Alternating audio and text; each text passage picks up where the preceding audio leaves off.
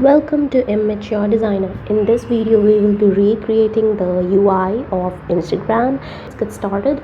So, firstly, this is your Instagram feed page, the home page, where basically whenever you open your app, you are landing on this screen. This is not the recent UI, but this is not the current UI, but a recent UI, I would say.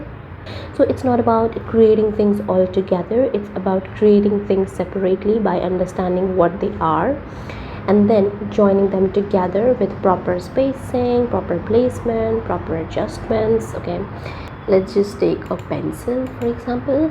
So how you can break this UI is that you're having number one over here, the top tab, the second thing for stories, the third thing for the top bar of the post, then the post itself, then the actions that you want to take for that post, then some understanding of that post like the analytics, and then a small caption by the user itself, and then comes the bottom nav. And if this is the micro level distribution, if you want to go to a major more scale view, you will be having top nav and then the stories, and then this part would go completely to the post and then the bottom nav.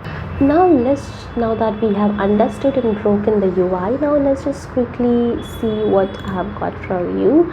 So basically you will see that I have since I don't want to waste time on bringing the elements like these icons and whatever the size and everything, I have already prepared that in advance. So basically you are having this top nav wherein you are keeping your camera, placing it at a 12 distance from the side and the bottom, and then in the middle you are placing the Instagram logo, and then you're having this message icon. Now you'll see that this message icon is 1512, which you can make 12 again, and then I would suggest to keep this icon at a distance of 16 from this one. Now it looks much better. The next thing they have done, so let's just quickly take a screen firstly.